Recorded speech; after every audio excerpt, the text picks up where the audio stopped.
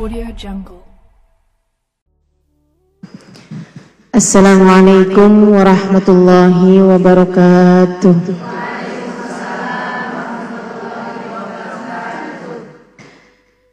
Alhamdulillah. Wassalatu wassalamu ala Rasulillah Muhammad ibn Abdillah wa ala alihi wa sahbihi wa man wala. Subhanaka la ilma lana illa ma 'allamtana innaka antal alimul hakim. Rabbi shrah amri wa amma ba'du.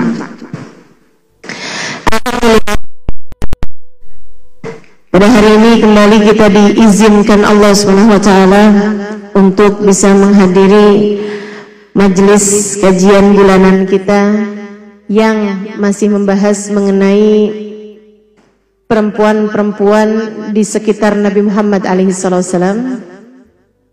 Kita udah bahas Sayyidah Fatimah, kita udah bahas Sayyidah Khadijah, kita udah bahas Sayyidah Aisyah, kita udah bahas Sayyidah Aminah, kita udah bahas Sayyidah Halimah, dan sekarang kita akan membahas Sayyidah Zainab.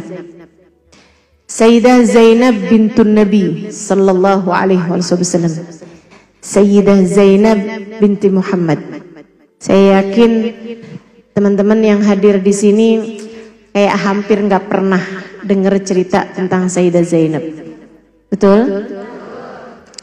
Biar kenal. Kenalan tuh jangan cuma sama artis mulu. Kenalan itu jangan cuma sama pejabat-pejabat mulu. Kita kenalan. Mata-mata kita untuk dapat memandang wajah-wajah mulia dari orang-orang mulia di sisi Allah Subhanahu wa taala. Ala hadhihi niyyah wa bikulli niyatin salihah jami'ah syamilah la hadratin Nabi Muhammad sallallahu alaihi wa ala alihi wa sahbihi wasallam. Al-Fatihah. Alhamdulillah Rabbil Alamin Ar-Rahmanir Rahim Alaihim waril maghdubi alaihim waladdallin amin. Saudara sekalian yang saya muliakan, tentu kajian 1 jam, 1 jam setengah tidak akan menceritakan secara detail ya, bagaimana kisah hidup seseorang. Gak akan keburu kan. Tapi kita akan coba petik beberapa mutiara-mutiara dari kehidupan Sayyidah Khadijah bintun Nabi sallallahu alaihi wasallam yang bisa kita ambil pelajaran di dalamnya untuk kita melangkah di kehidupan kita ini. Kisah-kisah orang soleh itu kayak cahaya, teman-teman. Kayak cahaya. Kamu bayangkan kamu masuk dalam sebuah rumah di waktu malam. Kamu masuk, tahu-tahu baru melangkah sedikit, sebentar, nabrak. Habis itu kamu jalan lagi, sebentar, kamu meraba-raba, nabrak lagi. Tadi nabrak kursi, sekarang nabrak kulkas. Kamu jalan dikit lagi, keantuk pintu. Kamu melangkah ke kiri, tahu-tahu kena cermin. Kamu jadi terus-terusan jatuh bangun nabrak, jatuh bangun nabrak. Padahal ada hal yang lebih mudah buat kamu lakukan. Apa itu? Nyalain lampu. Begitu kamu nyalain lampunya, langsung kelihatan semua. Kulkas di mana? Pintu di mana, kamar mandi di mana, kamu langsung kelihatan, teman-teman sekalian. Itu tuh kayak kamu lagi jalanin kehidupan. Kalau kamu ngerasa kamu kok nabrak-nabrak ya, gini salah, gitu salah, belum nikah salah, udah nikah salah-salah juga. Nggak punya anak, salah. Punya anak banyak, salah.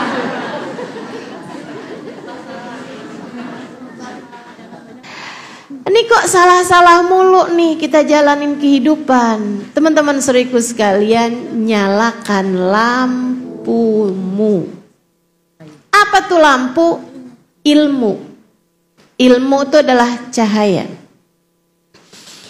Ilmu adalah cahaya, memandumu melewati kehidupan. Biar tahu caranya jalanin kehidupan tuh kayak gimana, sehingga kamu nggak nabrak-nabrak lagi, kamu nggak salah-salah lagi.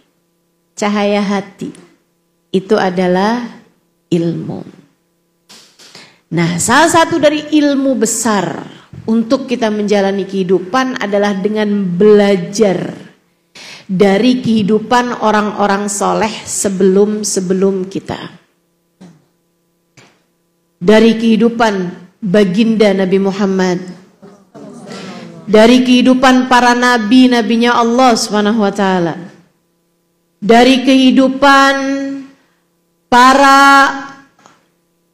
sahabat Nabi Muhammad alaihi wasallam, dari kehidupan keluarga Nabi Muhammad sallallahu alaihi wasallam, dari kehidupan para wali-walinya Allah Subhanahu wa taala, dari kehidupan para ulama-ulama Allah Subhanahu wa taala. Itu perlu kita pelajari sehingga jadi cahaya dalam kehidupan kita. Jangan kebanyakan nonton drakor. Yang adik-adik nontonnya drakor, yang ibu-ibu nontonnya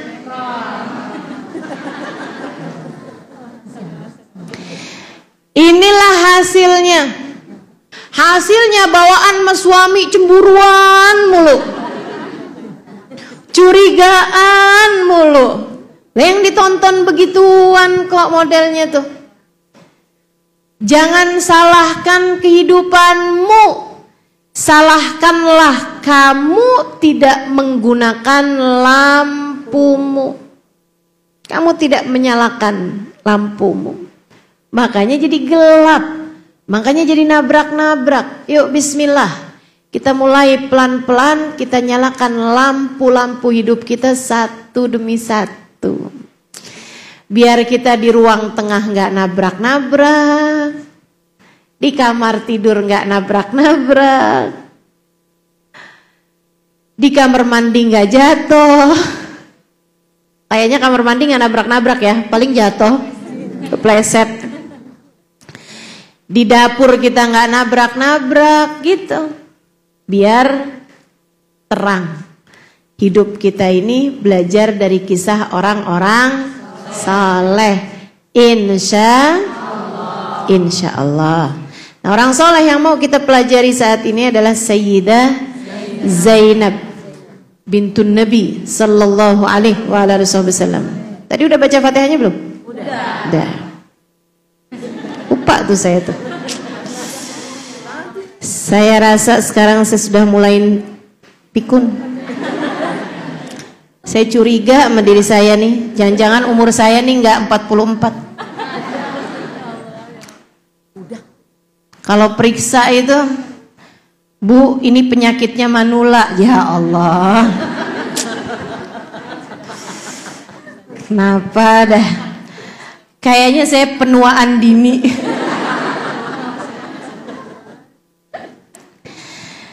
Sayyidah Zainab bintun Nabi lahir 2 Hijrah. Artinya lahir 10 tahun sebelum kenabian. Oh enggak? Iya ding. Iya, 13 tahun. 10 tahun sebelum kenabian. Ini baginda kita Nabi Sayyidah Zainab radhiyallahu taala anha warḍaha. Kan Nabi itu kan 13 tahun di Mekah. Ya kan? Sayyidah Zainab 23 tahun sebelum hijrah itu beliau lahir. Berarti waktu Nabi Muhammad menjadi seorang nabi, menjadi seorang rasul, diangkat Allah, diutus Allah Subhanahu wa taala. Itu berarti Sayyidah Zainab umurnya berapa? 10 tahun, benar kan? Ya. Berarti beliau lahir 10 tahun sebelum kenabian. Teman-teman sekalian yang saya muliakan, cuman masalahnya memang orang zaman itu tuh dinikahkan masih kecil-kecil. Ya. Jadi kamu harus tahu nih, yang saya sampaikan di pertemuan mengenai Sayyidah Aisyah. Sayyidah Aisyah itu kan menikah pada usia 7 tahun, tinggal bersama dengan Nabi pada usia 9 tahun.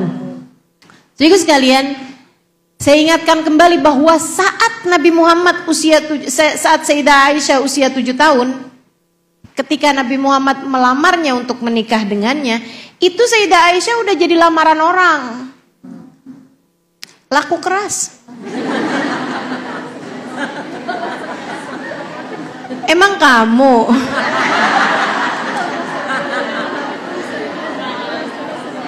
Nungguin jodoh nggak datang-datang hilalnya nih Ustazah. Belum kelihatan hilalnya jodoh. Masya Allah. Teman-teman sekalian saya muliakan, nih Sayyidah Zainab gitu ya. Demikian pula dengan beliau ini.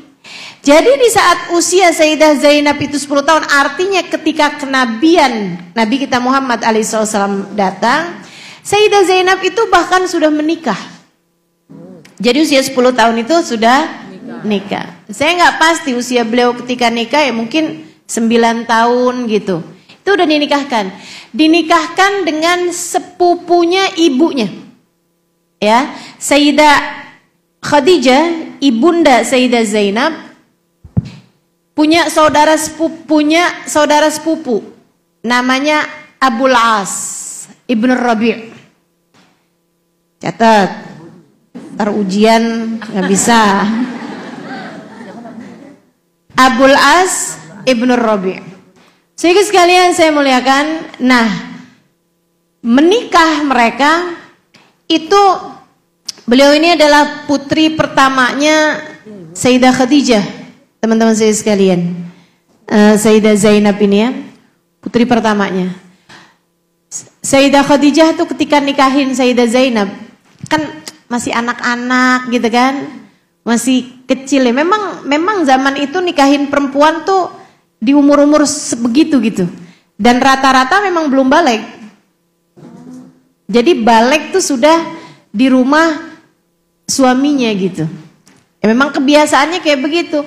Ustazah berarti sunnah dong kayak begitu. Ya enggak lah. Ini bicaranya budaya. Bicara kultur. Bicara perbedaan kebiasaan di masing-masing zaman, kebiasaan di masing-masing negara. Enggak jadi soal, teman-teman sekalian. Kita sama Amerika aja beda kok. Kita zaman sekarang sama zaman dulu aja beda kok. Zaman 20-an tahun yang lalu, 30-an tahun yang lalu, anak perempuan itu rata-rata dinikahkan belum 20 tahun. Betul nggak? Coba tanya sama kakek-kakeknya, nenek-neneknya gitu. Yang perempuan nikahnya umur berapa? Rata-rata 18, 17, begitu kan? 19, itu rata-rata umurnya. Nenek-nenekmu atau bahkan ibumu menikah di usia-usia seperti itu gitu.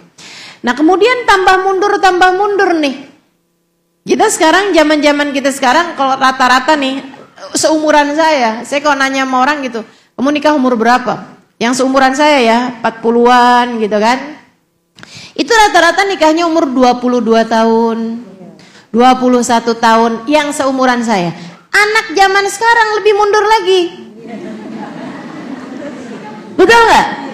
Sekarang nih kalau teman-teman nih, kalau ngeliatin gitu kan pernikahan gitu, tanyain dah umurnya. Berapa rata-rata? 25, 26, kan begitu? Saya nggak tahu aja, mungkin 30 tahun yang akan datang makin tua lagi orang kayaknya untuk menikah gitu kan. Sebab di Amerika sana rata-rata perempuan nikah di atas usia 30 tahun.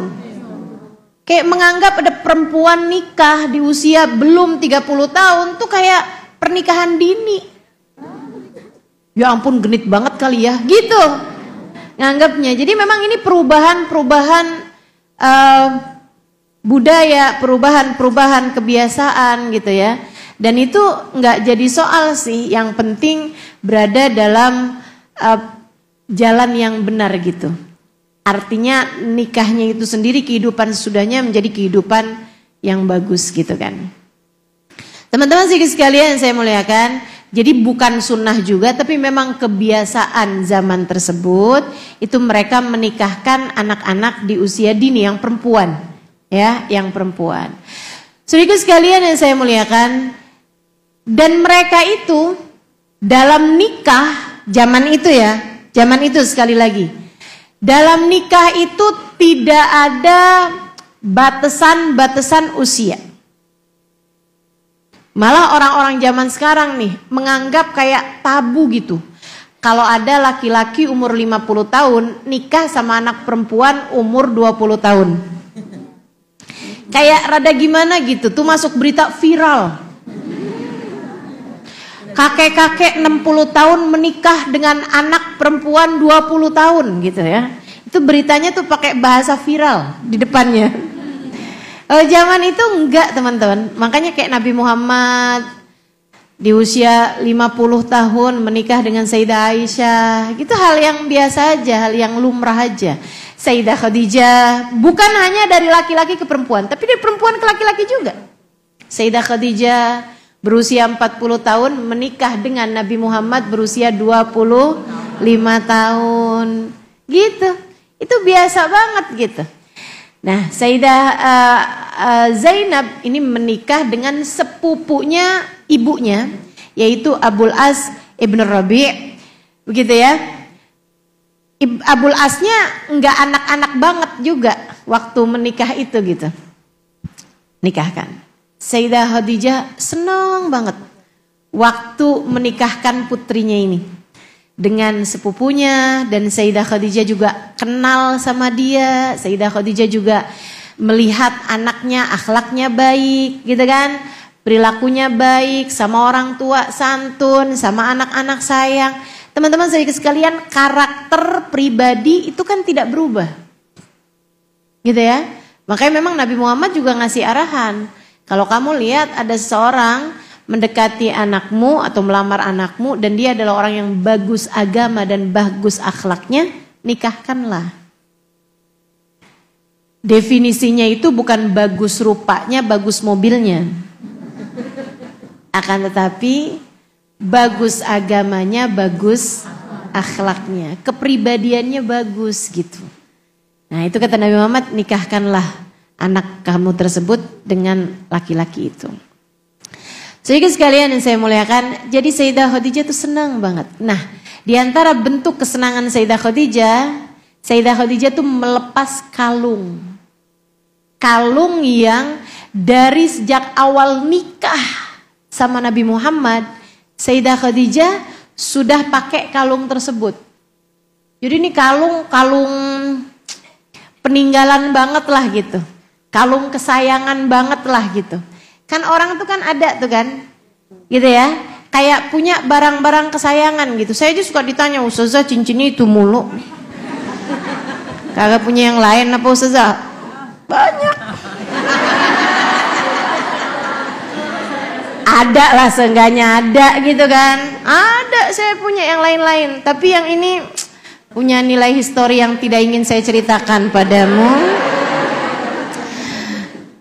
Ya, tapi yang pasti setiap orang tuh biasanya punya barang-barang yang kesayangan gitu, yang kayaknya nggak bisa dijual dengan nilai uang semahal apapun. Kadang-kadang kita punya barang-barang kayak begituan kan ya. Nah teman-teman sekalian yang saya muliakan, akhirnya Ustazah cincin dong. Cincin Ustazah tuh penasaran banget.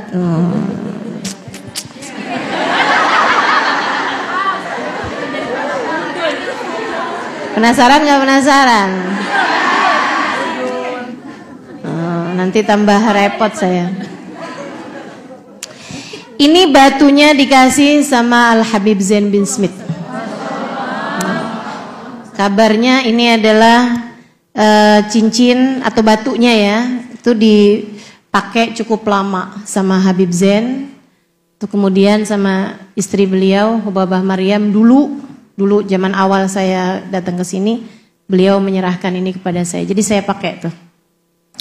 Saya pakai dengan niatan, ya Allah ada barangnya Habib Zain di badan saya, ya Allah. Karuniakan kepada saya keberkahan beliau gitu. Udah?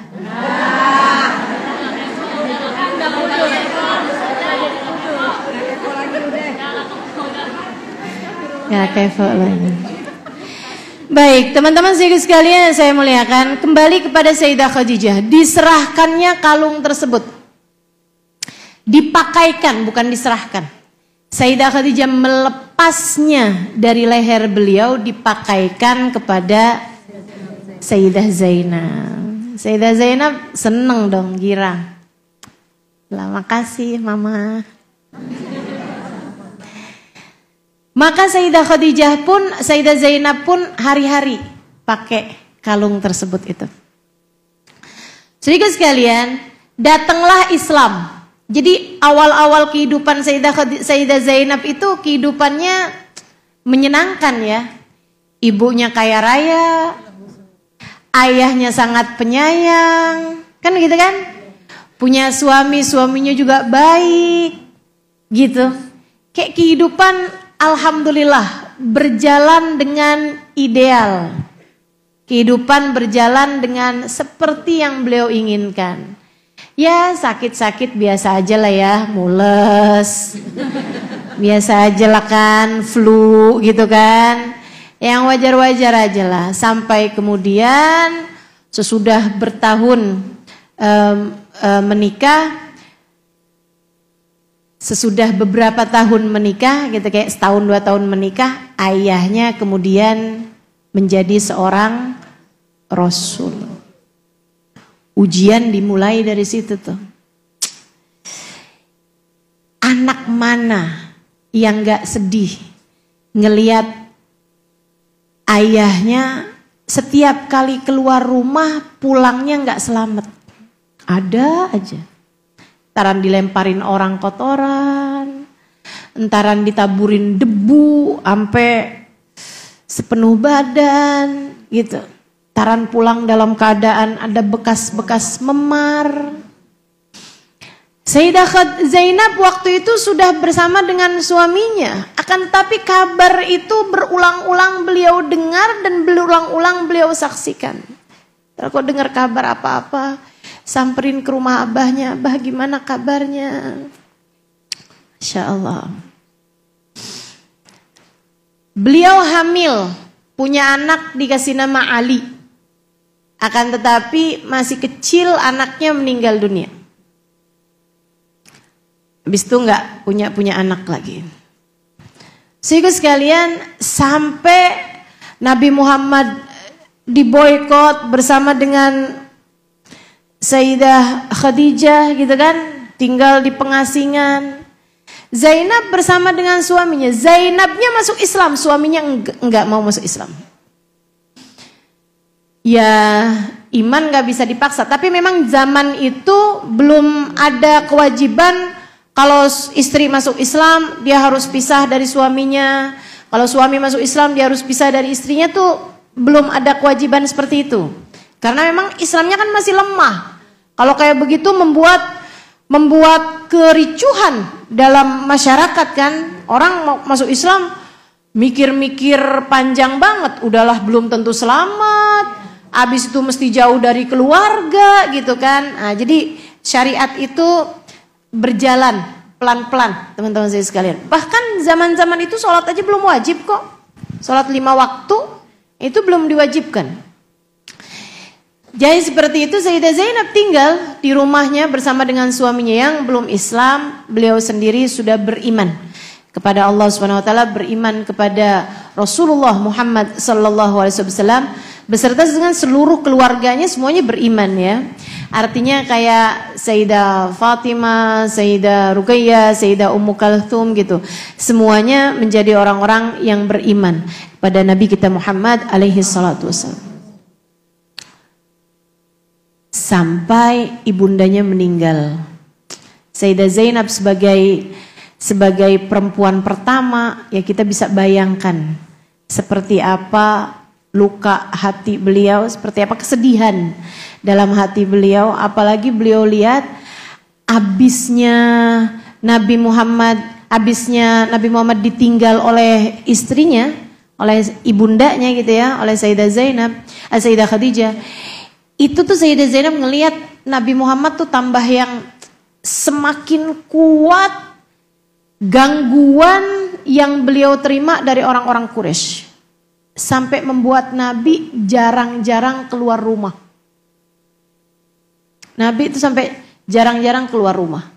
Karena kuat banget gitu. Kayak semakin hari semakin merajalela lah gitu orang-orang kafir Quraisynya. Karena dulu-dulu masih gak enak sama bininya gitu. Orang tuh dulu mau nyakitin Nabi gak enak sama istrinya Nabi. Kenapa gitu? Dulu pernah diutangin. Dulu pernah disumbang.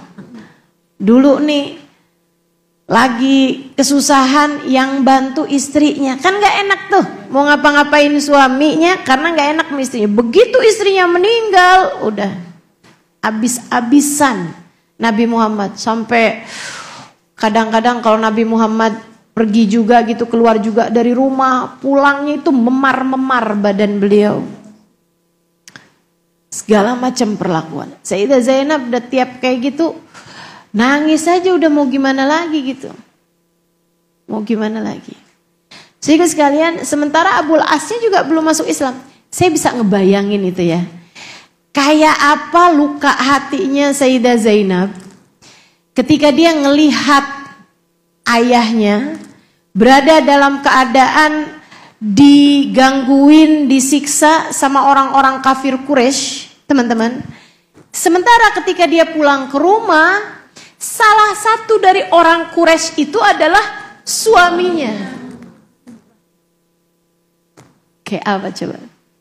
Hidup memang tidak pernah ideal buat siapapun.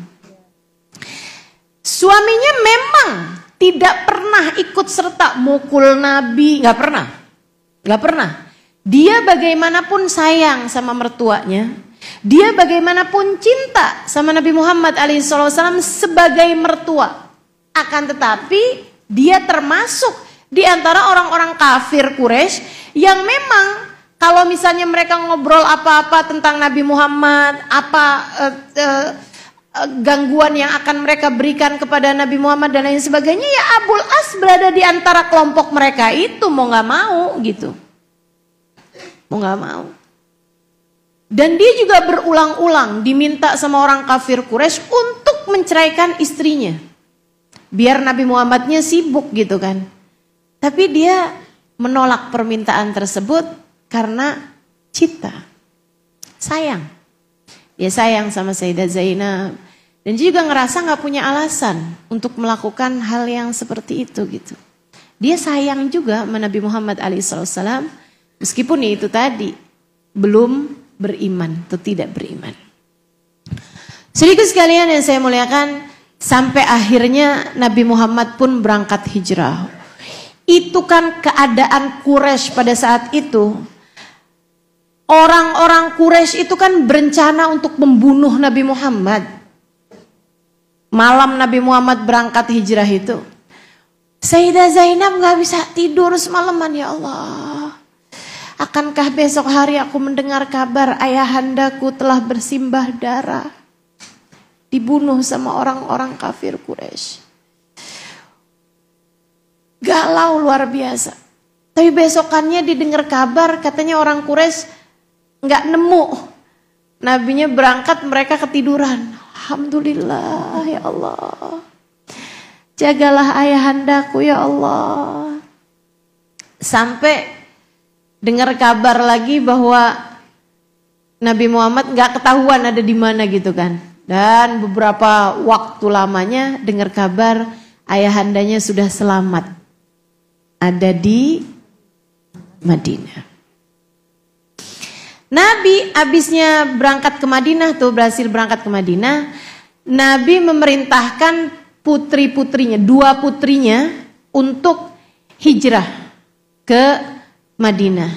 Dan yang diperintahkan buat hijrah adalah Sayyidah Fatimah, putri Nabi Muhammad yang paling kecil, putri bontotnya Nabi Muhammad SAW yang belum menikah waktu itu, dan juga Sayyidah Ummu Kalthum yang waktu itu adalah seorang janda, gitu ya, janda dari anaknya Abu Lahab yang menceraikan istrinya, yaitu tadi biar bikin nabinya sibuk ngurusin keluarganya, jadi nggak punya kesempatan buat berdakwah gitu. Tujuannya kayak begitu, jahat banget ya. Sehingga sekalian saya muliakan, jadi diperintahkan buat hijrah. Nah, sementara Sayyidah Ruqayyah waktu itu adalah istri dari Sayyidina Uthman bin Affan yang di masa Nabi Muhammad hijrah ke Madinah itu mereka berdua, Sayyidina Uthman bin Affan dan Sayyidah Ruqayyah itu sedang berada di Habasyah, sudah hijrah sebelumnya berangkat ke Habasyah. Sayyidah Zainab, Nabi Muhammad tidak memerintahkannya untuk hijrah. Kenapa gitu? Nah, kan dia ada suaminya. Suaminya belum Islam. Sekali lagi waktu itu belum ada kewajiban untuk istri sama suami kalau salah satu masuk Islam mesti pisah gitu. Gak ada kewajibannya. Sedikit sekalian yang saya muliakan, jadilah Sayyidah Zainab kayak apa tuh rasanya ya tinggal di sebuah negara yang orang-orang di negerinya mereka itu benci banget sama ayahnya sampai ngusir ayahnya, dan dia beriman kepada ayahnya di lingkungan orang-orang yang gak beriman. Waduh, makan hati teman-teman, sama jantung juga. Ya bukan cuma hati deh yang kemakan, kena mental istilah anak zaman sekarang ya. Ya Allah, bener-bener banget tuh, kesedihan demi kesedihan gitu. Tiap hari kayak yang gimana ya kabar abah saya gitu, ya ampun nih orang-orang nih. Tapi alhamdulillah seenggaknya abah saya bersama dengan orang-orang yang sayang sama beliau gitu.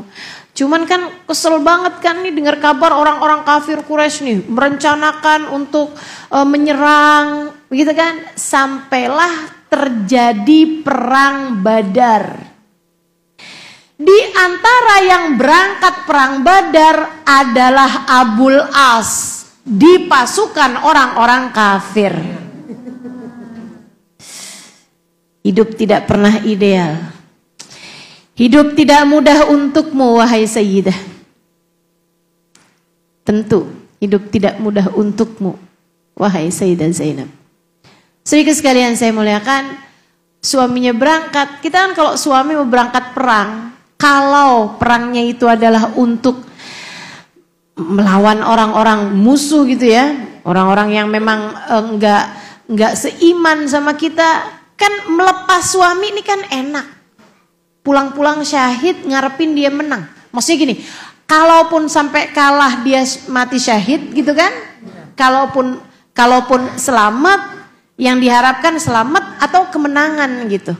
Nah, kalau Zainab kira-kira ngarepnya apa tuh? Si malakama tuh.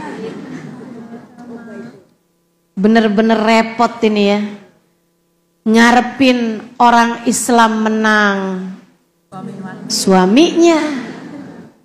Ngarepin kafir Quraisy yang menang, ayahnya dan imannya di sana. Apa yang dipilih sama Sayyidah Zainab? Ngarepin Islam menang. Ngarepin Nabi Muhammad menang. Masalahnya bukan cinta. Wah, berarti dia gak cinta dong sama suaminya. Bukan, akan tetapi iman di atas segalanya. Dia cinta kepada Sayyidah Zainab, kepada suaminya Abul As, teman-teman saya sekalian. Akan tetapi Allah dan Rasulnya lebih dia cintai daripada apapun. Berangkat suaminya. Dan terjadilah apa yang terjadi. Perang Badar tuh yang menang orang Islam. Orang kafir banyak yang terbunuh dan banyak yang ditawan. Di antara yang ditawan adalah Abul As ibnu Rabi'. Akhirnya ada aturan dalam Islam. Orang Islam waktu itu perlu pendanaan besar.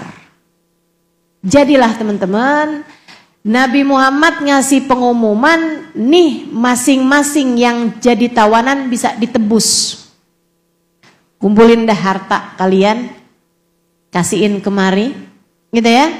Nah itu bisa ditebus. Misal gitu, kalau orang zaman sekarang satu orangnya 1 M, misal, gitu ya. Banyak banget Ustaz. Ya itu kan negara urusannya. Urusannya kan bukan personal orang. Ya kamu yang ngirimin itu kan antara Mekah sama Madinah kan begitu ya. Antara negara Mekah sama negara Madinah gitu istilahnya kan. Ya itu urusannya sama negaranya dah. Kalian bisa ngirimin pasukan, kirimin juga dong harta kalian gitu.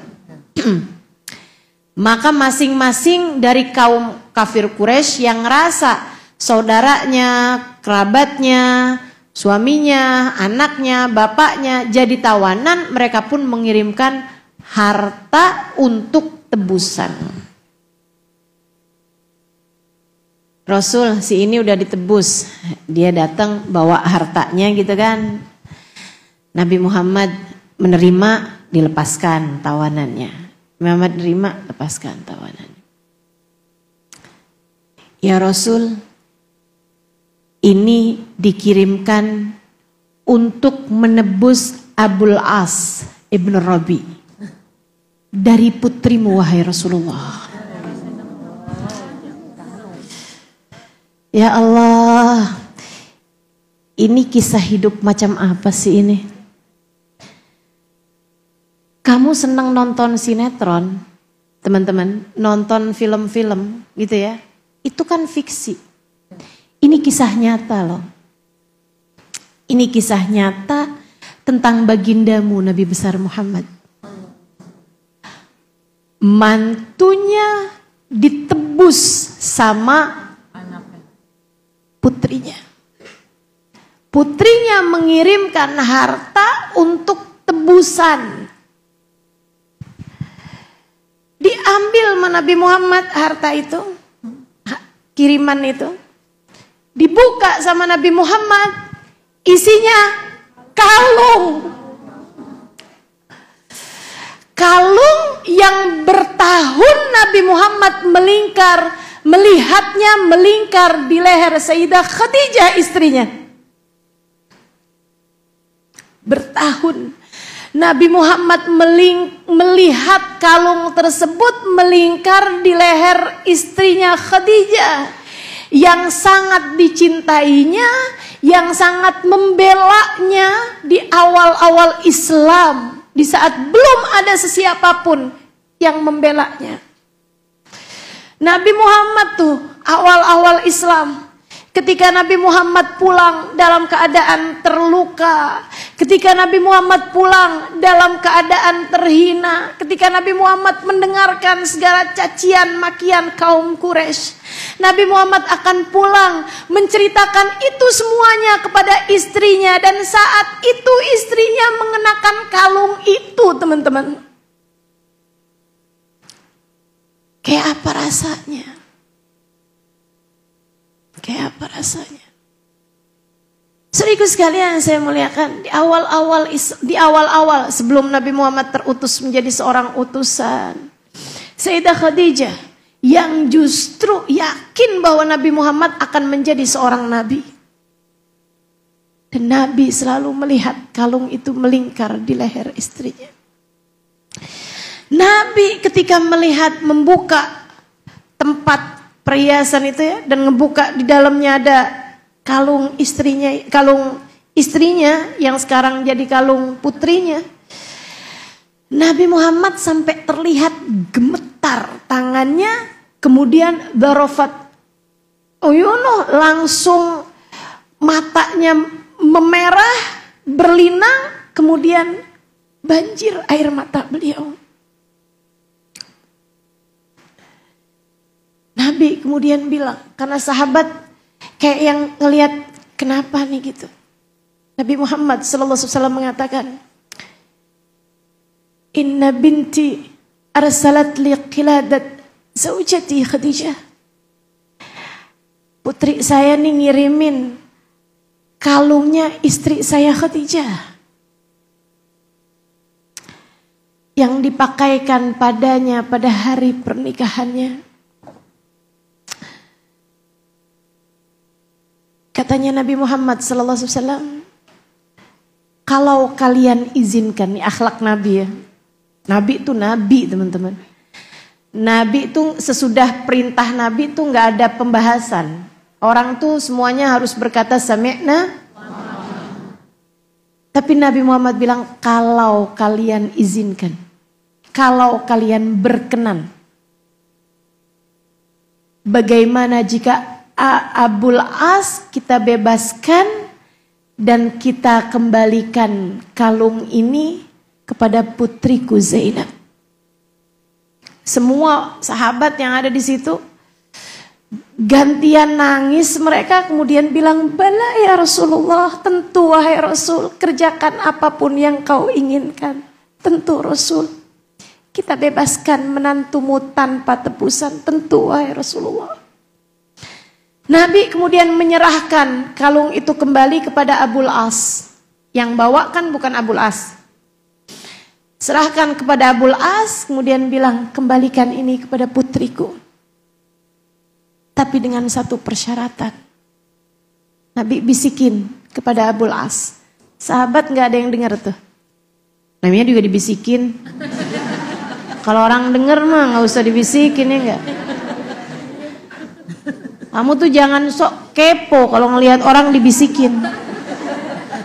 Anak kamu dibisikin sama bapaknya gitu kan. Habis dibisikin bilang, "Bapak kamu bisikin apa tuh tadi, Nak?" Papa bisikin apa? Ya, kalau mau ngomong bukan rahasia sih, semestinya semuanya dengar gitu kan, gak usah dibisikin. Dibisikin. Tapi saya tahu.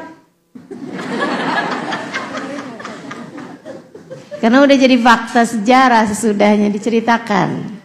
Sama yang disampaikan bisikan ini yaitu Sayyidah Zainab.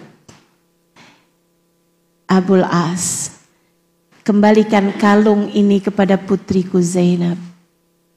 Akan tetapi Abul As, Allah melarang wanita mukminah bersama dengan laki-laki yang tidak beriman. Aku akan mengirimkan 2 orang sahabatku. Tolong kirimkan putriku ke Madinah. Kalian harus berpisah. Esek banget ya. Esek bener. Abul As nerima. Itu tadi kalungnya pulang. Gitu pulang, istrinya menyambut dengan bahagia. Alhamdulillah Abul As, kamu pulang dengan selamat. Terus Abul As balikin, nih dari ayah kamu. Dikembalikan Abul As, iya. Jadi kamu bebas tanpa tebusan, iya. Tapi Zainab, kenapa Abul As? Kita harus berpisah. Kenapa begitu? Bukankah kamu telah kembali lagi ke sini dalam keadaan selamat? Ayahmu yang memisahkan kita, wahai Zainab. Ayahmu kemarin membisiki aku sebelum aku pulang ke sini. Dikasih tahu tuh. Tadi yang saya sampaikan.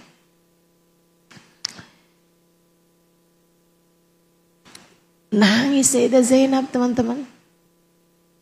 Cinta yang kandas.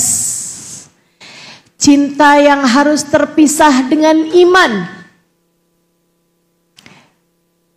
Dari sini kita tahu. Kalau kamu sampai sekarang masih suka nanya-nanya, Ustazah boleh gak sih kawin beda agama? Itu udah Zainab dari 1400 tahun yang silam. Cintaku terhalang iman. Sehingga sekalian, Sayyidah Zainab kemudian bilang sama Abul As, Abul As, apa enggak sebaiknya kamu kawin aja, kamu beriman aja wahai Abul As. Bukankah kamu juga sayang sama ayahku? Bukankah kamu juga sebenarnya meyakini kenabian ayahku? Ini Sayyidah Zainab yang lagi ngomong, tapi kok saya yang serak ya? Ayolah Abul As, masuk Islam sajalah Abul As, kan mudah bagimu. Abul As bilang, wahai Zainab, mudah bagiku untuk masuk Islam, tapi tidak di masa sekarang Zainab. Kalau sekarang saya masuk Islam, orang hanya akan bilang, Abul As masuk Islam takut membininya. Abul As masuk Islam hanya demi cintanya kepada istrinya. Abul As masuk Islam hanya karena takut kepada mertuanya. Saya nggak mau orang menganggap saya masuk Islam tidak benar-benar karena saya telah beriman. Wahai Zainab, pergilah. Pergilah dan tinggallah bersama dengan ayahmu. Kita berpisah, wahai Zainab. Berapa hari kemudian datanglah dua sahabat Nabi Muhammad. Satu sahabat Ansar yang orang Madinah, biar tahu Medan gitu ya. Yang satu lagi Sayyidina Zaid bin Harithah. Sayyidina Zaid bin Harithah itu sama Nabi udah kayak anaknya Nabi. Sampai orang manggilnya dulu Zaid bin Muhammad.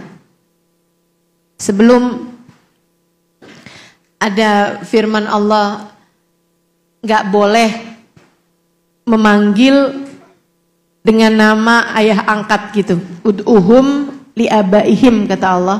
Panggillah anak-anak kalian dengan nama bin ayahnya gitu. Dengan nama bin ayahnya. Dari sini juga nih, sebenarnya tidak baik ya untuk memanggil perempuan dengan nama istrinya. Untuk memanggil perempuan dengan nama suaminya. Teman-teman saya sekalian, makanya nggak baik tuh dalam Islam tuh kayak Halimah Ahmad gitu, enggak gitu. Walaupun suami saya namanya Ahmad gitu kan ya, tapi selalunya saya dipanggil dengan Halimah Usman Alidrus gitu, bukan Halimah Ahmad Al-Haddar, enggak gitu. Jadi sekalian, karena memang walaupun istri itu dipanggil dengan nama bapaknya, biar nggak bingung juga kalau cerai.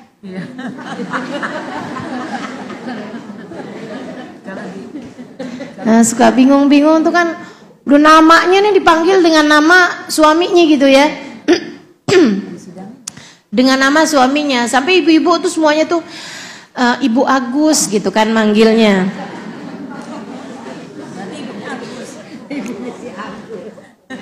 Iya kan, karena suaminya namanya Agus gitu. Nah itu kan bingung tuh kalau bercerai gitu. Bingung pula kalau meninggal terus abis itu kawin lagi. Jadi dari Ibu Agus ganti Ibu Bambang.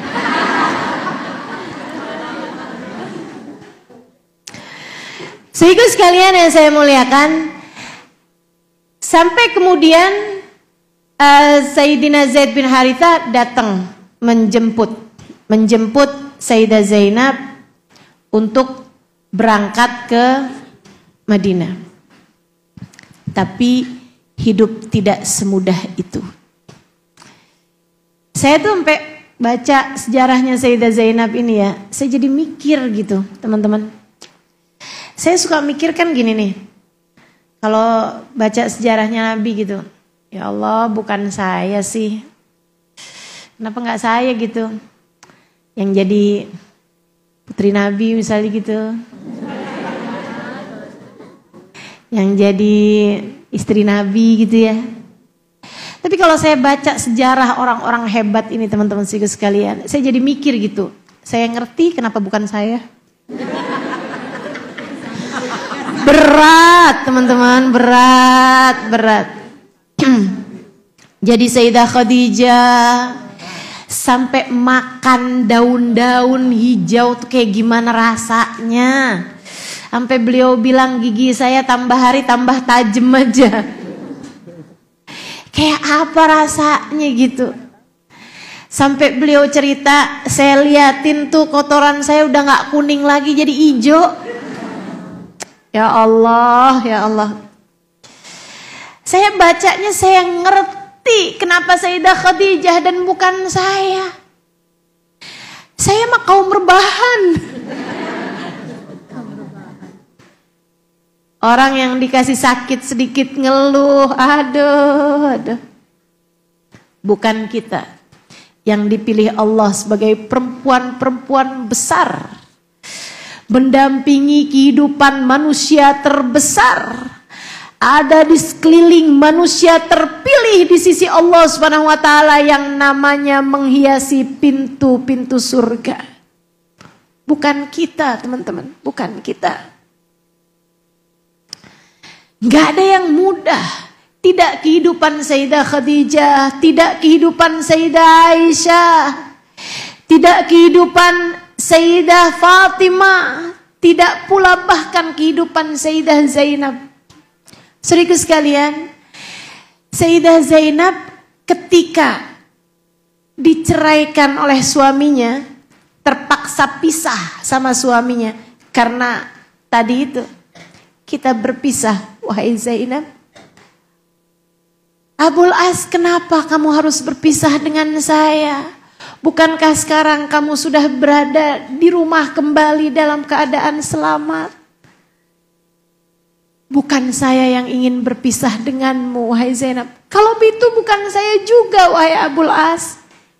Ayahmu, wahai Zainab.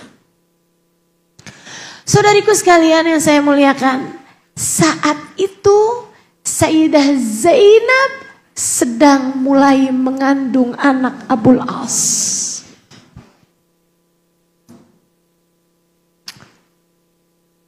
Sayyidah Zainab berangkat hijrah dalam keadaan hamil anaknya Abul As.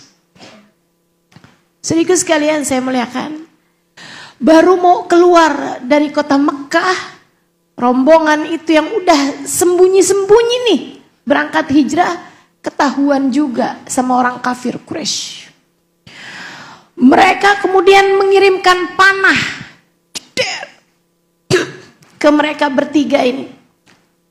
Zaid bin Harithah, Sayyidah Zainab, kemudian lagi satu orang Ansar. Sayyidah Zainab waktu itu mengenai panah tersebut, teman-teman saya sekalian, mengenai untanya Sayyidah Zainab, sehingga Sayyidah Zainab jatuh dari atas untanya mengenai batu yang ada di bawahnya. Saat itu juga Sayyidah Zainab merasakan sakit yang luar biasa dari perutnya. Kram, teman-teman saudara sekalian, darah kemudian mengucur. Kamu tahu unta kan? Unta itu tinggi banget, teman-teman. Untanya limbung kena anak panah. Sayyidah Zainab kemudian tersungkur di bawah. Kesakitan yang luar biasa dan darah mengucur dari tubuh beliau. Saudaraku sekalian, beliau pun keguguran.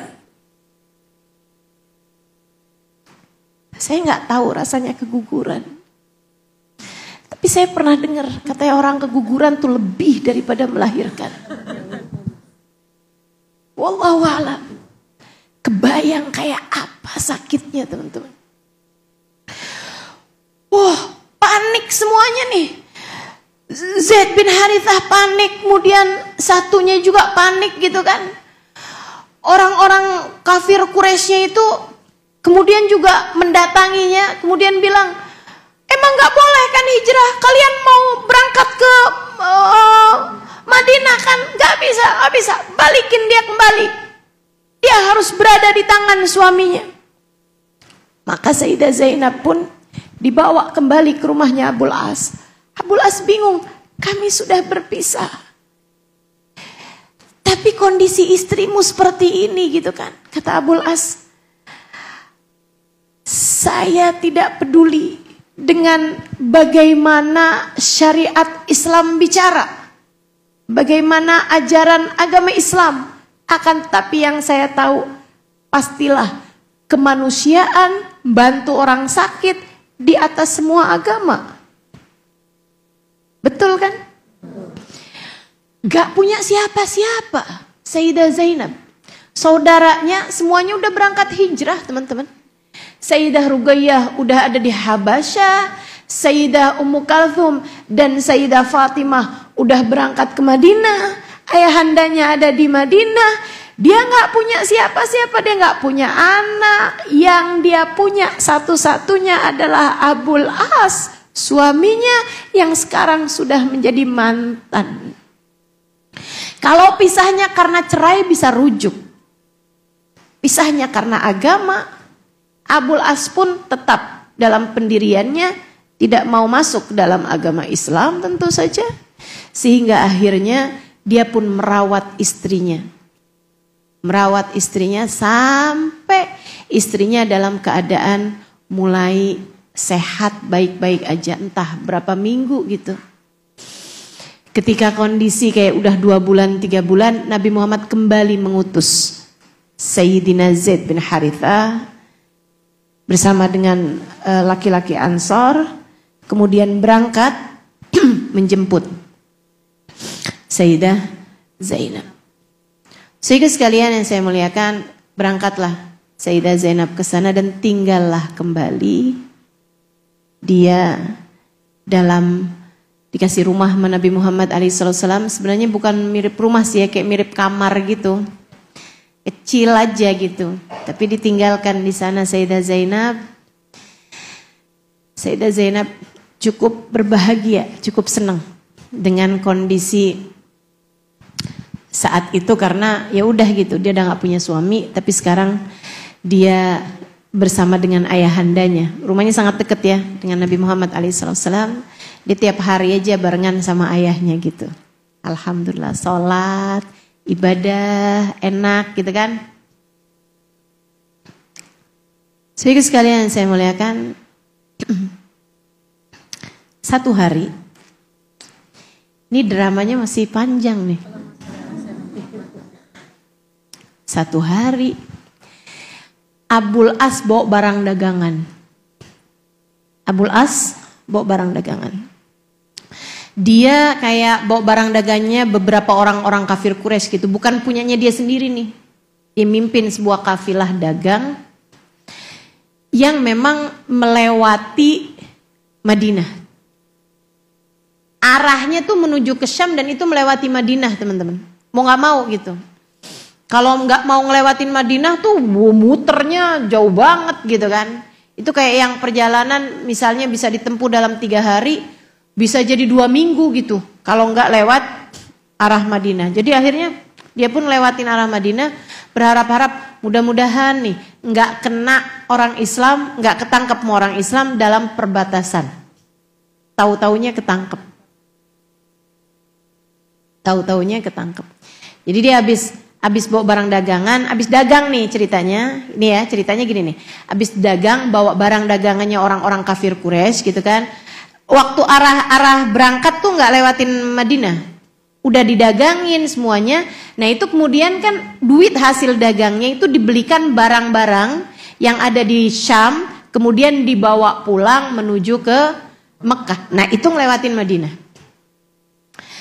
Lewatin ketangkep sama pasukan Islam. Jadilah pagi-pagi hari. Nabi habis selesai sholat. Kok ada keributan-keributan nih di luar masjid. Nabi keluar, dilihatin tumpukan barang, hasil jarahan punyanya Abul As.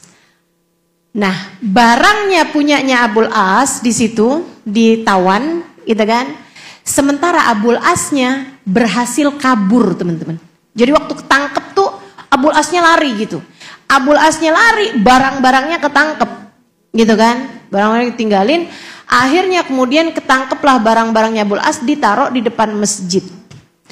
Lagi Nabi Muhammad sholat nih, habis selesai sholat, Nabi Muhammad dengar ada suara teriakan dari seorang perempuan.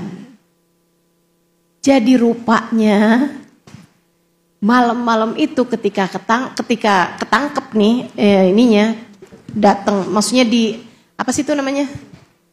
disergap sama pasukan orang Islam. Abul As kan kabur. Abul As kabur kemana coba? Ke rumah Zainab dong. Drama. Ya Allah. Ini teman-teman pada mikir nih, Ustadzah drama seseru itu kenapa kita nggak pernah denger ya? Ya kamu yang dipelajarin apaan tuh makanya. Gak pernah denger nih kisah seseru ini. Abul As datang ke rumah Sayyidah Zainab. Jadi nih bayangin Sayyidah Zainab, dia lagi enak-enak tidur. Duk. Dibuka dong. Begitu dibuka.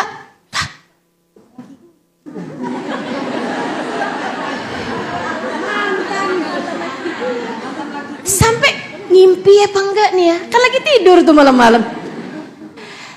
Zainab, selamatkan saya Zainab. Zainab, selamatkan saya. Masuk ke dalam rumah. Gimana ceritanya Abul As kamu kesini?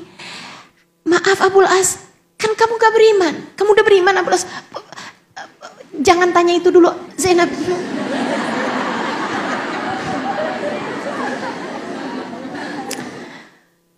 Kenapa Abul As?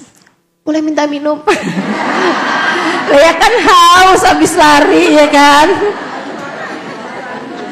Saya bayanginnya gitu ya. Ini bayangan saya nih. Tapi yang pasti teman-teman sekalian, Sayyidah Zainab nih akhirnya. Abul As di rumahnya dia. Mikir cara nih, aduh gimana ya ini ya, gimana ya. Menyembunyikan tawanan gitu kan. Baiklah Abul As. Udah diceritain nih ceritanya nih. Masalahnya Zainab, itu yang ada dalam barang itu tuh, barang yang ditawan itu gitu ya, barang yang ditahan itu, yang dijarah sama orang Islam.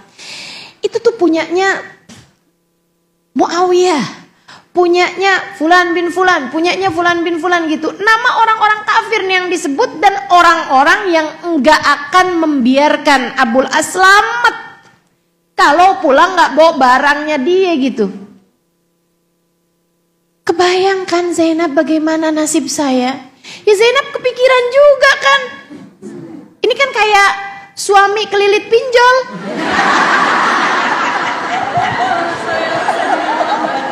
Betul gak? Ya mau gimana kan istri mikirin gitu kan. Ya Allah, gak selamat laki gua. Jadilah Sayyidah Zainab waktunya subuh, dia pun berangkat ke masjid. Gak ada soft perempuan di masjid, gak ada teman-teman, gak ada. Abis Nabi Muhammad selesai sholat, kedengeran suara keras, suara perempuan. Nabi Muhammad apal banget suaranya siapa. Ini kayak ibarat kata nih, kenapa lagi sih lo? Kenapa lagi kamu wahai putriku? Perempuan tersebut dengan suara lantang. Enggak ala-ala kayak datang dengan linangan air mata. Oh enggak.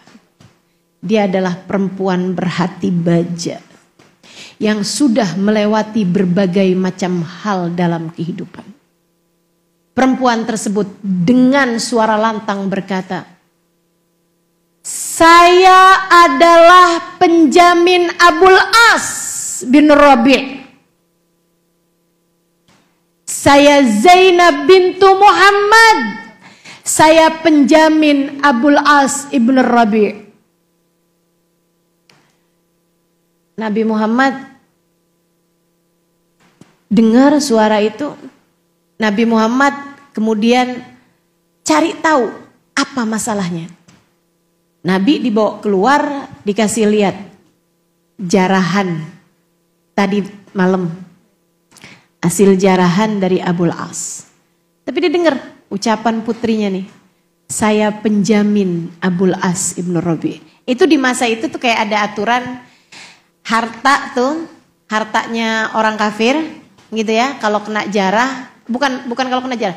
Hartanya orang kafir itu jadi jarahan orang Islam kecuali apabila dia si orang kafir itu ada yang jaminnya. Gitu. Jadi kalau kayak punya urusan, punya jaminan gitu, kayak punya kebaikan di masa dulunya ini apa gitu kan, ada kayak urusan-urusan dagang apa tuh, misalnya Sayyidina Abu Bakar, Rasul saya adalah penjaminnya Fulan bin Fulan, misalnya gitu. Jadi tuh orang itu tuh si orang kafir itu tuh kalau lewat-lewat bawa harta rampasan di daerahnya orang Islam nggak bisa ditahan karena dia adalah hartanya seseorang yang berada dalam jaminannya Sayyidina Abu Bakar kayak gitu. Kayak ada urusan dagang apa tuh jadi jaminan gitu. Jadi nih Sayyidah Zainab pakai itu buat menyelamatkan harta suaminya. Tapi itu lagi-lagi tergantung keputusannya Nabi Muhammad juga. Gitu. Nabi Muhammadnya teman-teman, Nabi Muhammad naik ke atas mimbar kemudian berkata kepada sahabat-sahabatnya. Dia bilang, saya tidak tahu urusan ini sampai sekarang. Maksudnya ketika kalian tahu, saya juga baru tahu. Gitu ya. Nabi nggak mau orang Islam kayak curiga nih kayaknya bapak sama anak udah iya, ada KKN lah gitu misalnya gitu ya. Ada nepotisme gitu, nggak ada teman-teman. Jadi Nabi terangkan kepada umatnya gitu bahwa saya nggak tahu nih kabar ini sampai sekarang. Kata Nabi Muhammad, dan saya menjadi penjamin atas yang dijaminkan oleh putri saya. Ya udah, sahabat makan, kita umat teman-teman. Malana illa an naqul sami'na. Orang juga tahu itu hartanya bukan hartanya Abul As. Abul As melakukan itu bukan karena ya maksudnya pasti nih ngerjainnya ini nih tahu masalahnya nih Abul As nih pulang nggak bawa hartanya mati nih, udah paham orang-orang. Jadi mereka pun ya apapun yang keputusannya Nabi itu udah yang terbaik gitu. Maka dibebaskanlah Abul As, bawa tuh semua hartanya itu dibawa pulang ke Mekah. Dibawa pulang ke Mekah, sampai di Mekah Abul As bagi-bagiin hartanya kepada semua pemilik saham. Maksudnya pemilik hartanya tersebut udah dibagi-bagiin. Habis selesai dibagi-bagiin, Abul As naik ke atas bukit Sofa. Dia bilang, ya ayyuhan nas, kumpul semua orang di bukit Sofa. Dia bilang, telah saya bagi-bagikan harta kalian semua. Dan saya di sini menyatakan, asyhadu an la ilaha illallah wa asyhadu anna Muhammad Rasulullah. Tidak ada hak bagi kalian untuk menghalangkan saya untuk masuk ke dalam agama Islam. Saya nggak punya utang sama siapapun dari kalian. Saya nggak punya budi yang harus saya bayar kepada kalian. Maka sekarang saya akan berangkat hijrah ke Madinah. Tidak ada sesiapapun di antara kalian yang berhak untuk menghalangi saya. Gak ada yang ngalangin Abul As berangkat hijrah. Nyampenya malam juga. Jadi nih di malam berikutnya lagi.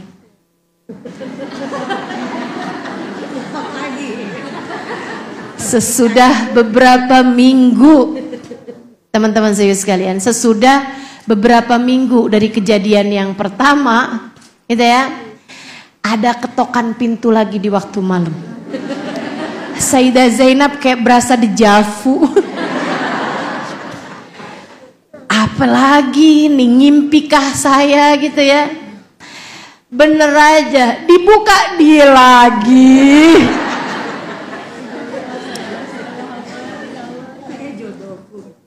Dia masuk, kemudian bilang,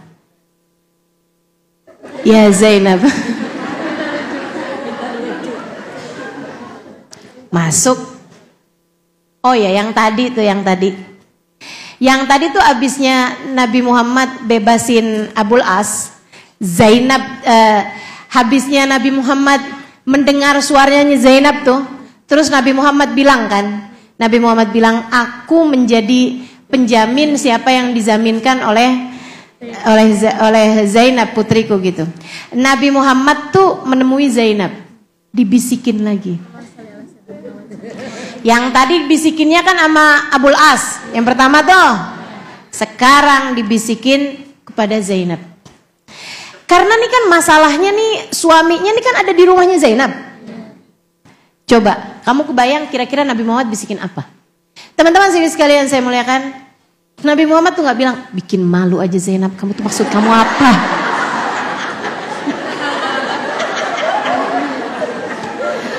Urusan apa lagi nih kamu Nina? Kenapa gak kelar-kelar urusan sama kamu nih gitu ya? Enggak gitu teman-teman sekalian. Nabi Muhammad bilang, wahai Zainab, aku berpesan kepadamu dengan ketakwaan. Kalian berdua sudah bukan suami istri lagi, jangan mau kamu bersentuhan dengannya.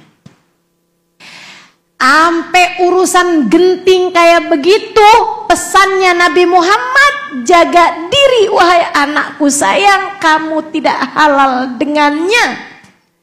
Jangan deket-deket, jangan sentuhan, apalagi sampai terjadi hal-hal yang tidak diperbolehkan dalam Islam. Mantan suami istri teman-teman, mantan suami istri, hatinya masih penuh dengan rasa cinta, dipisahkan hanya karena, ya bukan hanya sih ya, dipisahkan dengan keimanan, kan begitu. Nabi sangat takut nih istrinya nih kemudian kebawa-bawa bisikan setan. Kita udah berhasil suamiku, kamu bisa kembali bawa barang-barang kamu tersebut itu. Silahkan pulang ke sana gitu kan. Makasih ya Zainab, boleh aku pegang tanganmu? Izinkan aku memelukmu sebagai ungkapan terima kasihku padamu. Siapalah saya tanpamu Zainab. Bisa aja hal yang seperti itu terjadi. Itu sebabnya Nabi Muhammad pesannya sama putrinya, jangan deketan sama dia. Jangan deketan sama dia. La taqrabu ilaih. La taqrabi ilaih. Jangan kamu deketin dia karena dia tidak halal bagimu. Fa innahu la yahillu laki ya Zainab. Masya Allah. Tuh teman-teman sekalian, segitunya keadaan genting macam itu Nabi Muhammad pesannya kayak gitu. Dek, menurutmu kalau Nabi Muhammad tahu kamu pacaran, kira-kira pesannya apa? Gak apa-apa deh nak, kamu kan saling cinta. Gak bakalan. Gak bakalan. Nabi tuh kondisi kayak begitu aja, Nabi Muhammad gak bolehin Sayyidah Zainab itu pesan satu-satunya Nabi, bertakwalah wahai putriku, dia tidak halal lagi bagimu. Dia tidak halal lagi bagimu. Teman-teman saudaraku sekalian, para istri, hati-hati sama urusan yang beginian. Mentang-mentang suamimu selingkuh, kamu ngerasa kayak diperbolehkan buat balas dendam atas perselingkuhan suamimu. Gak ada ceritanya. Andai Nabi Muhammad tahu kira-kira nih pesan Nabi Muhammad buat kamu apa? Bayangin Nabi datang ke rumah tangga kalian, terus Nabi Muhammad mau bilang gitu, oh kamu lebih cinta sama dia ya? Oh memang suamimu itu memang kurang ngajar di bangsat. Itu boleh lah.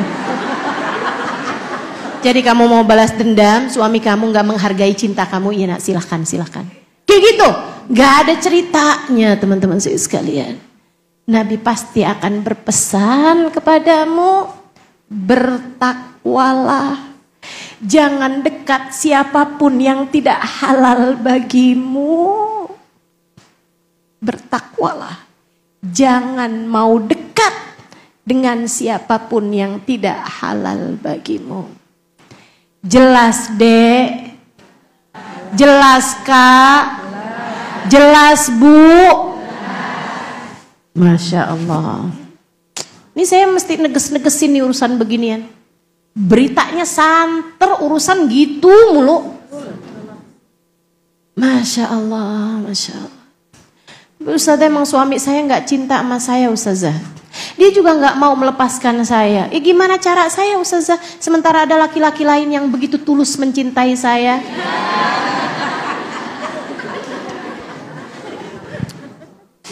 Ittaqillah ya binti ittaqillah. Katanya Nabi Muhammad kepada putrinya, bertakwalah nak kamu kepada Allah. Bertakwalah kamu kepada Allah. Jangan pernah mau dekat dengan seseorang yang tidak halal bagimu. Putrinya tentu sami'na. Udah tuh, terus kan pisah tuh kan. Tadi tuh ada yang ketinggalan. Ya kan, diselipin. Jadi sekalian sampai tadi sampai mana tuh? Sampai ketok-ketok. Ketok pintu lagi. Ketok pintu lagi. Terus kenapa kamu sekarang datang lagi wahai Abul As? Zainab, aku sekarang bukan datang, akan tetapi aku akan tinggal.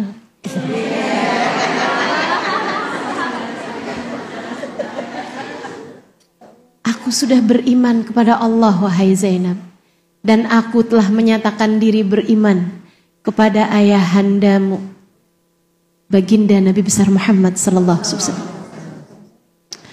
Sayyidah Zainab bolehin dong dia masuk, kan gitu ya.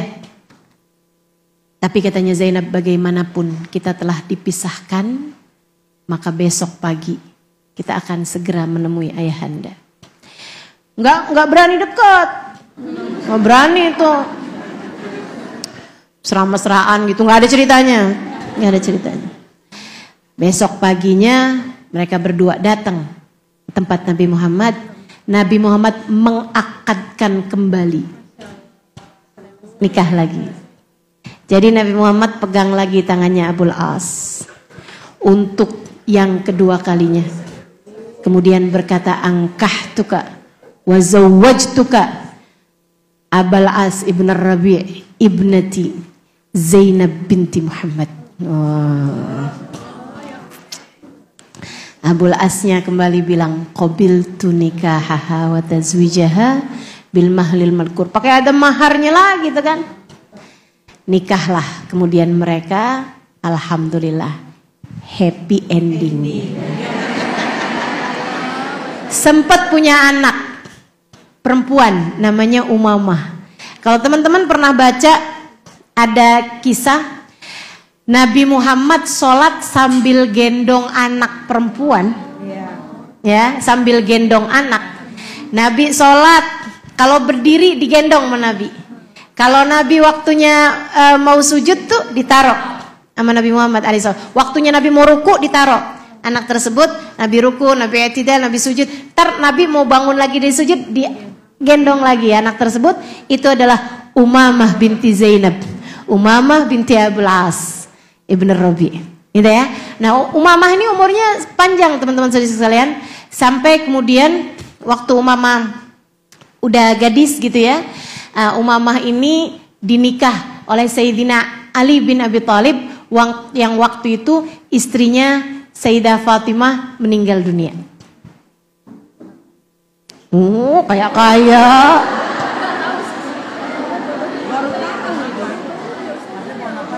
Nikah sama keponakan tapi sesudah istrinya meninggal dong, gitu kan. Jadi Sayyidah Fatimah meninggal dunia tuh kan, gitu ya. 6 bulan sesudah wafatnya Nabi Muhammad alaihi wassalam, Sayyidah Fatimah meninggal dunia pada bulan Rabiul Awal. Nah, beberapa tahun kemudian ketika Sayyidah Umamah sudah remaja gitu, teman-teman sekalian, Sayyidina Ali bin Abi Thalib menikah dengan Sayyidah Umamah. Nah, Sayyidah Umamah ini punya anak dari Sayyidina Ali, namanya Sayyidina Muhammad Al-Awsat. Sayyidina Muhammad Al-Awsat itu adalah bin Ali bin Umamah, ya. Bin Ali bin Abi Thalib bin Umamah bintun Nabi sallallahu alaihi wa ala alihi wa sahbihi wasallam. Baik, itu teman-teman sekalian. Dan Sayyidah Zainab nggak lama sudah punya anak. Sayyidah Zainab sakit-sakitan. Kemudian pada tahun ke-8 dari hijrahnya Nabi Muhammad alaihissalam, tahun ke-8 Hijriah, ya. Tahun ke-8 Hijriah itu baru kayak Sayyidah Umamahnya masih kecil gitu kan, dan Sayyidah Zainabnya juga baru balikan sama suaminya tuh sekitar 4-5 tahunan. 4-5 tahun aja tuh teman-teman. Kemudian Sayyidah Zainab sakit-sakitan dan Sayyidah Zainab meninggal dunia pada usia 29 tahun.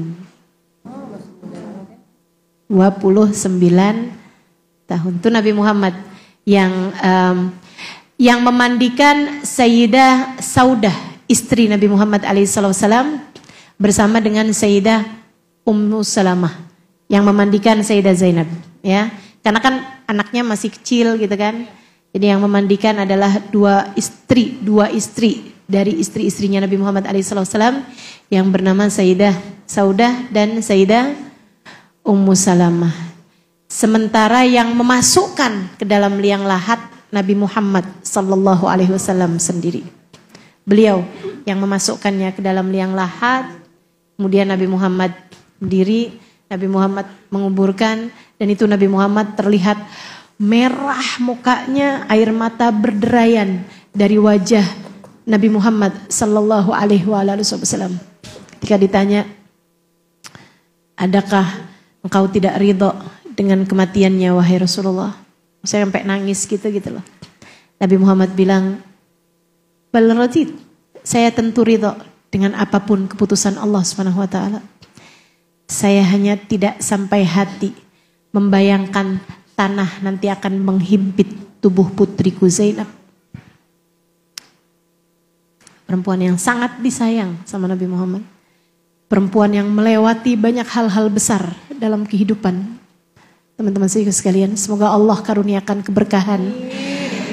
keberkahan beliau dalam kehidupan kita insya Allah. Menjadikan kita perempuan-perempuan yang mencintai suami, mencintai anak, akan tetapi mencintai Allah dan Rasulnya lebih besar daripada cinta kita terhadap siapapun.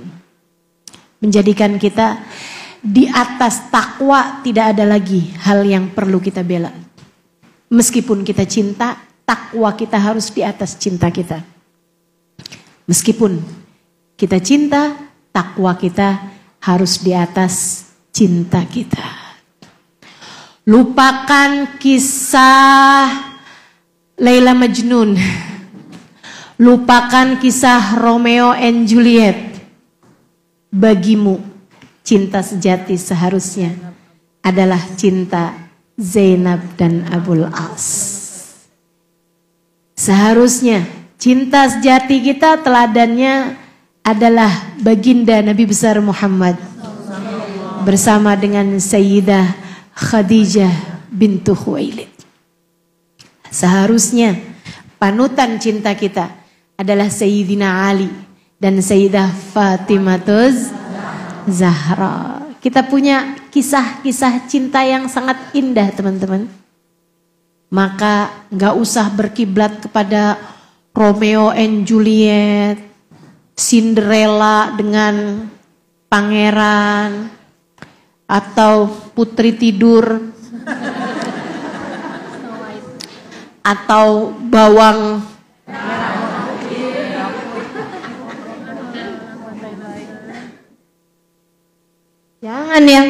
Jangan bawang merah, bawang putih tuh. Gimana nasibnya kemiri,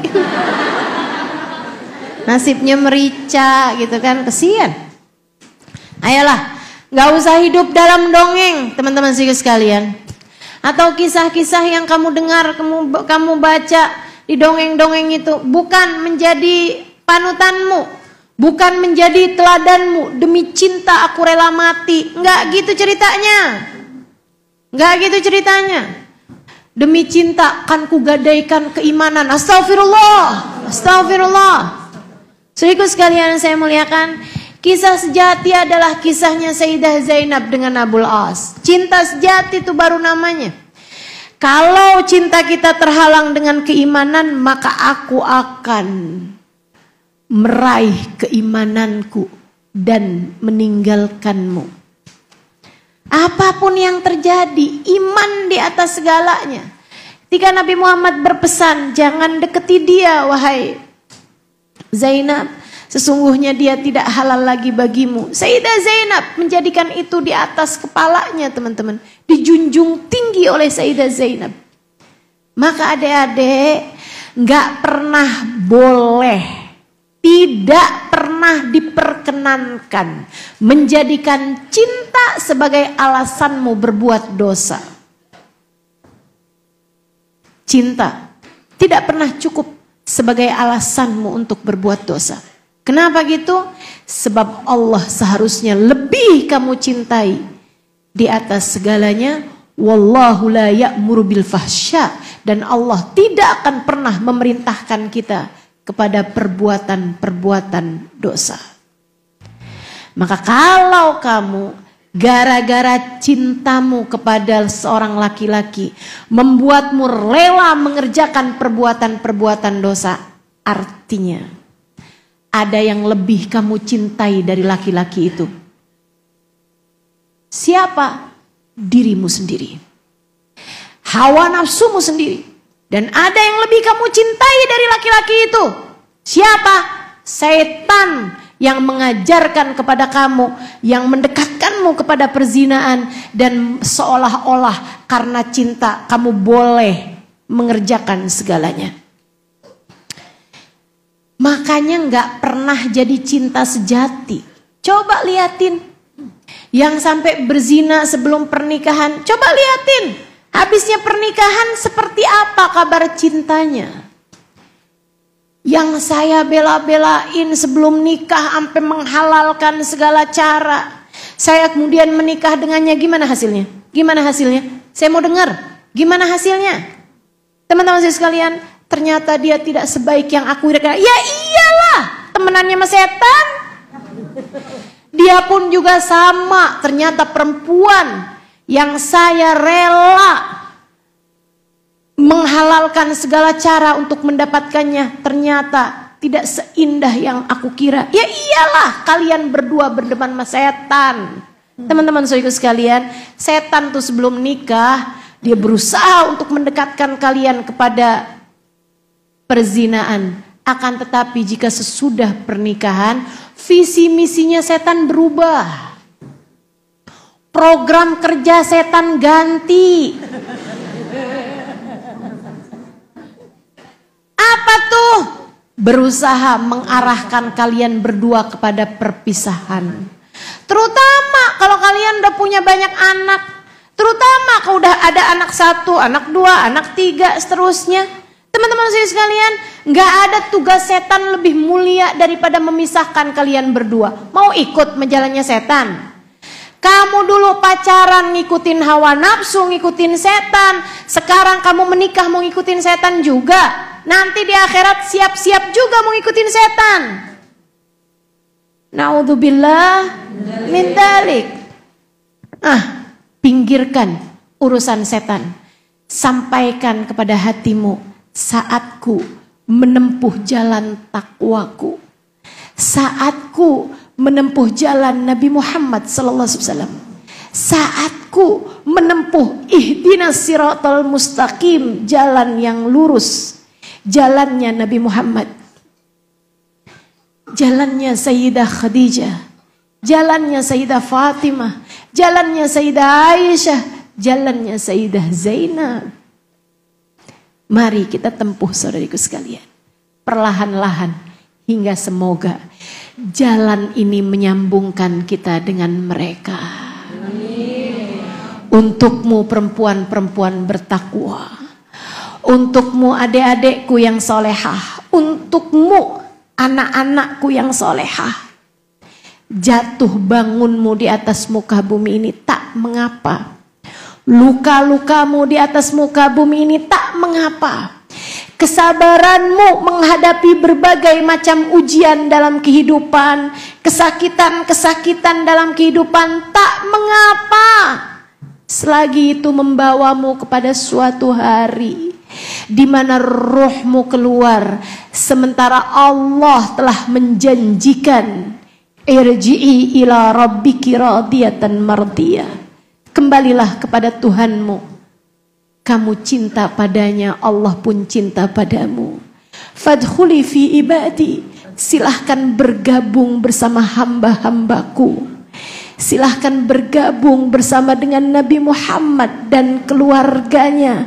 Silahkan bergabung bersama Sayyidah Fatimah. Silahkan bergabung bersama Sayyidah Zainab. Jangan pernah pilih jalan lain untuk kamu tempuh. Tinggalkan siapapun dan apapun jika tidak membawamu kepada kedekatan dengan Allah dan Rasul-Nya. Tinggalkan siapapun dan apapun jika tidak membawamu kepada jalan surga. Dan untuk segala problem dalam kehidupanmu, sampaikan pada dirimu, wahai hati, wahai diri, bersabarlah. Bersabarlah. Wahai diri, wahai hati, bersiaplah untuk bahagia sesudah segala badai kita jalani. Bersiaplah untuk hadiah-hadiah indah. Sebab Allah berfirman, wal aqibatu lil muttaqin. Akhir yang baik Allah peruntukkan untuk hamba-hamba yang bertakwa. Happy ending Allah siapkan untuk hamba-hamba yang bertakwa, yang menempuh jalan menuju ridha Allah, melaksanakan perintah Allah, meninggalkan semua larangan-larangan Allah. Rabbana zalamna anfusana wa illam taghfir lana wa tarhamna lanakunanna minal khasirin. Rabbana atina fid dunya hasanah wa fil akhirati hasanah wa qina adzabannar. Bi fadli subhana rabbika rabbil izzati amma yasifun. Salamun alal mursalin walhamdulillahi rabbil alamin. Wa ila hadratin nabi al-Fatihah.